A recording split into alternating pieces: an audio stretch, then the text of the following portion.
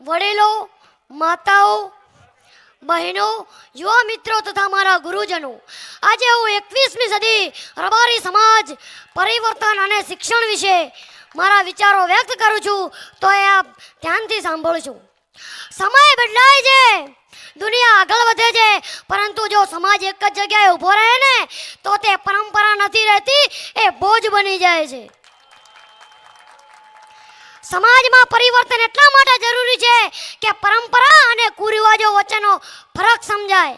સમાજમાં પરંપરા એ સંસ્કાર આપે છે અને કુરિવાજો સમાજને ખોખલો કરે છે. પરિવર્તન એટલા માટે જરૂરી છે કે દીકરીને ભાર નહીં ગૌરવ સમજવામાં આવે અને શિક્ષણને ખર્ચ નહીં ભવિષ્યનું રોકાણ માનવામાં આવે. હિન્દુ ધર્મમાં રબારી સમાજે કોઈ જ્ઞાતિ નથી, આ એક સંસ્કૃતિ છે. આજે 21મી સદી એ જ્ઞાનની સદી છે. આજે આપણો દેશ હરેક ક્ષેત્રોમાં હરણફાળ ભરી રહ્યો છે, પરંતુ આ વેગવંતા ધોધમાં આપણો સમાજ ક્યાંય પાછો ના રહી જાય તે માટે આપણા સૌની જવાબદારી બને છે. મિત્રો, વિચાર તો કરો, આ આપણું રબારી ગોપાલક ટ્રસ્ટ 1975માં બનાવવામાં આવ્યું અને તેમાં શિક્ષણથી ઓળખાય તેવા દીર્ઘદ્રષ્ટિવાળા વડીલોને આજે હું નમન કરું છું.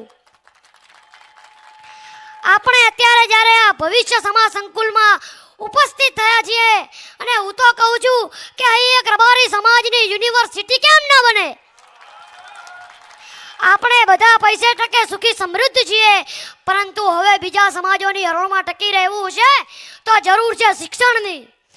આપણી સામે ઘણા બધા પડકારો પણ છે, પરંતુ પડકારોનો સામનો કરવાની શક્તિ પણ આપણા ખમીરવંતા સમાજમાં છે.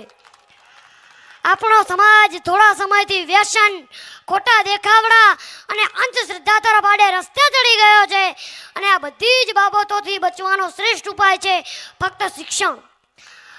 આજના યુગમાં વાત કરીએ તો આપણી જ્ઞાતિ ખૂબ જ ભોળી અને રોયલ બ્લડ માનવામાં આવે છે.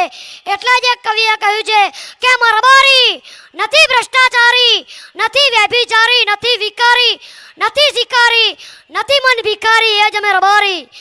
આવડાથી અમીરી, શાનદાર ખુદદારી, જાનદાર ખુમારી, અમર અવતારી, દિલથી દિલદારી, એનું નામ જ રબારી. અસ્તો જય હિન્દ ભારત. ખૂબ